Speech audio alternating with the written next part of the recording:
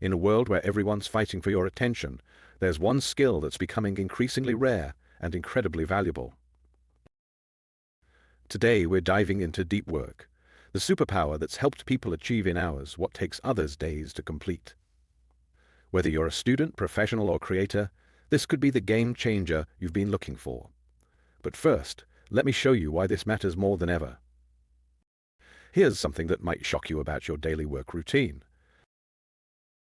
Research from the University of California shows it takes an average of 23 minutes to fully regain focus after each interruption. Think about how many times you check your phone or email. Each of these tiny actions is costing you more time than you realize. Even more concerning, studies reveal we lose about 40% of our productive time just from switching between tasks. That's nearly half of your workday vanishing into thin air. Add it all up, and the average knowledge worker loses about 5.5 hours every single day to distractions and interruptions. That's more than 28 hours a week. Imagine what you could achieve with that time back. Not all deep work looks the same. In fact, there are 4 distinct approaches that successful people use, and understanding these can help you find the perfect fit for your lifestyle. First up is the monastic approach. Think of it as going into monk mode. This is what writers like Neil Stephenson use, completely disconnecting from the world for weeks or months at a time. It's extreme but incredibly effective if you can manage it. You're essentially removing yourself from all distractions, no social media, no calls, no meetings. These periods can last from several days to months or even years. It's the purest form of deep work, but it requires significant lifestyle adjustments. The bimodal approach is more realistic for most of us. It's like having 2 different lives, one for deep work and one for everything else. You might work normally Monday to Wednesday, then go deep Thursday and Friday. Each deep work period needs to be at least a full day to be effective. This approach works well for academics and consultants who can control their schedules. The rhythmic approach is the most common among successful professionals. It's all about turning deep work into a daily habit. Block out the same time every day. Many people choose early mornings. 90 minutes is the sweet spot for most people's focus. This approach is easier to maintain long-term and fits well with most jobs. Finally, there's the journalistic method, named after journalists who can write deep articles in any situation. You fit deep work into any available time slot in your day. It requires high mental flexibility and rapid context switching. Great for people with unpredictable schedules, but requires significant practice.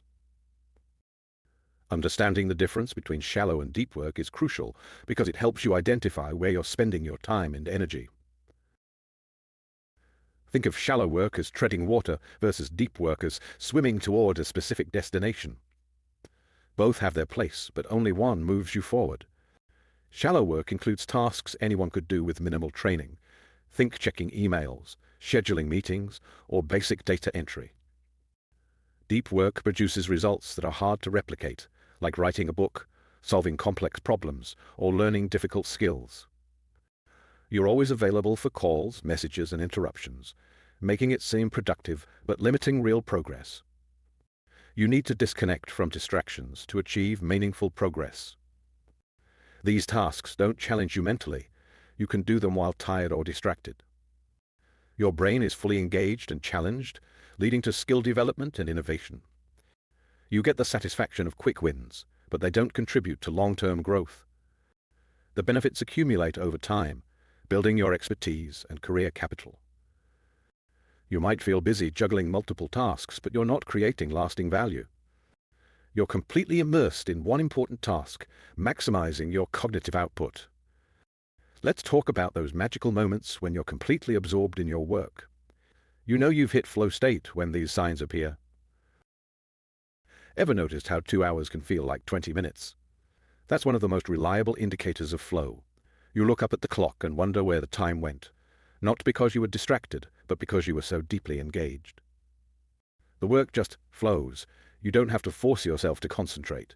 It's like being carried by a current, where focusing feels as natural as breathing. This is what athletes call being in the zone.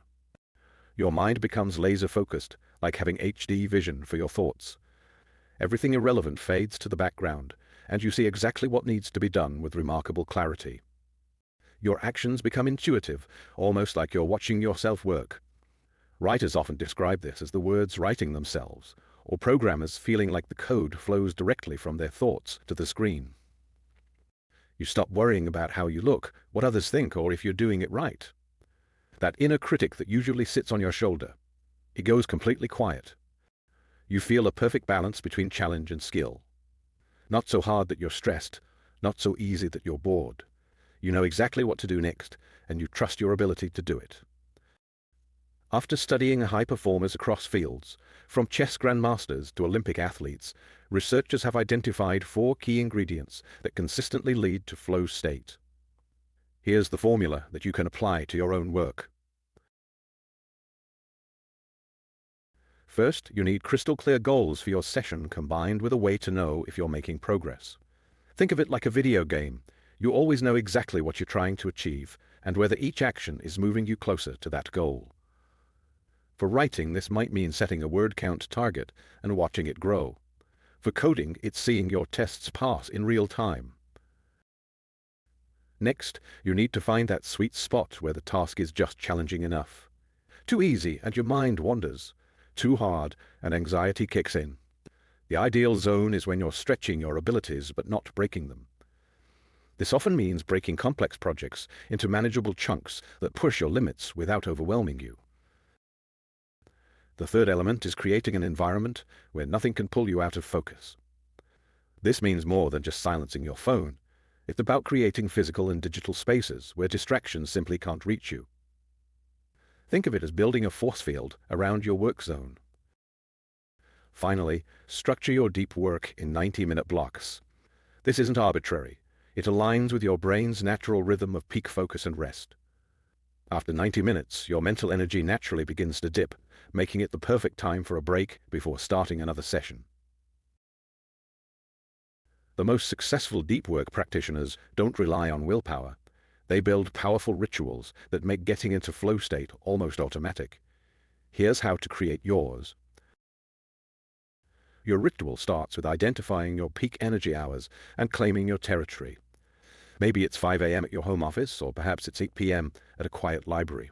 The key is consistency, same time, same place, every day. This programs your brain to expect focus during these periods. Think of your energy like a battery that needs careful management. Plan your deep work when your energy is highest, and be strategic about what fuels you. This might mean having your coffee 30 minutes before starting, eating a light meal, or doing a quick workout to get your brain firing. Entry triggers are like pressing the start button on your focus machine. It could be putting on specific noise, cancelling headphones, lighting a particular candle, or doing a 2-minute meditation. These physical cues tell your brain it's time to dive deep. Set yourself up for success by having everything ready. This means meal prep done, notifications blocked, accountability partners informed, and all tools at hand. Remove any excuse your brain might use to break focus. Just as important as starting is knowing how to properly end. Create a clear shutdown routine. Maybe it's writing tomorrow's priorities, saving all work with specific naming conventions, or taking a moment to reflect on what you accomplished. This helps prevent work from bleeding into your recovery time.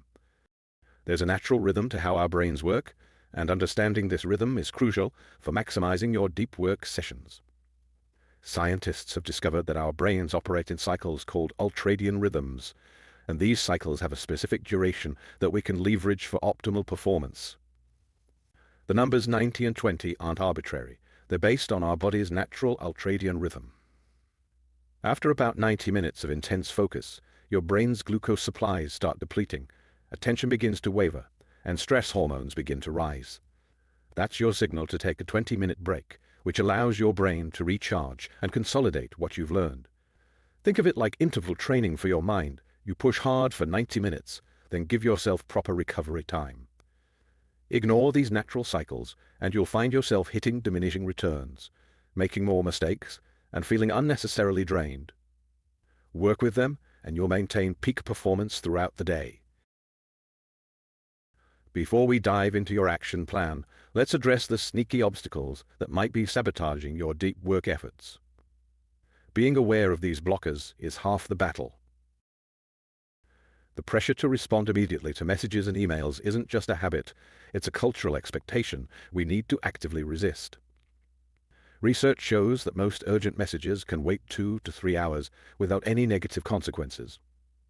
Try setting specific response windows twice a day and communicate these boundaries to your team. Social media, news sites, and even your email inbox are designed to create addictive checking behaviors. Each notification triggers a tiny dopamine hit, making it harder to stay focused. The solution? Use apps like Freedom or Cold Turkey to block these sites during your deep work sessions and batch process notifications during designated shallow work periods. Sometimes the biggest barrier to deep work isn't external distraction, it's our own perfectionism. Remember, deep work is about progress, not perfection. Start with what author Anne Lamott calls terrible first drafts and refine later. Motion before perfection. Your environment might be sabotaging you in subtle ways, a desk facing high traffic areas, notifications you forgot to disable, or even an uncomfortable chair that makes you fidget. Conduct a thorough audit of your workspace and eliminate these focus leaks one by one. Not everything marked urgent truly is. Many of us fall into the trap of treating every task as high priority, which prevents us from dedicating time to important but non-urgent deep work. Use the Eisenhower matrix to identify what truly needs immediate attention versus what can wait.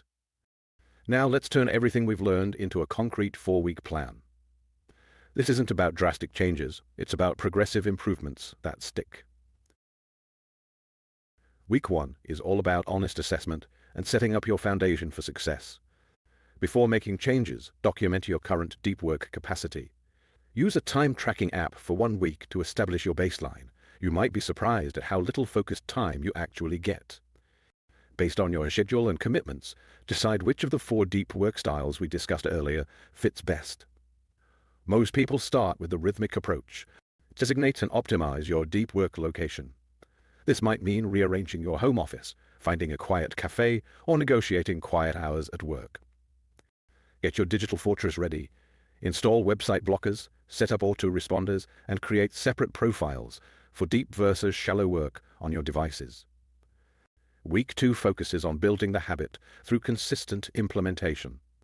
Start modest, aim for 2 90-minute deep work sessions each day. 1 in the morning, 1 in the afternoon is ideal for most people. Develop and test your entry triggers. Maybe it's a specific playlist, a breathing exercise, or putting on your deep work hoodie. Rate your focus level after each session on a scale of 1 to 10. This data will help you identify patterns in what works best for you. Adjust your ritual based on what's working and what isn't. Be willing to experiment with different approaches. Week 3 is when we start optimizing for peak performance. If you're consistently hitting your targets, start extending your sessions. Aim for 2-hour blocks if possible. Find an accountability partner or join a virtual co-working group. Share your deep work goals and progress daily. Track not just time spent, but actual output.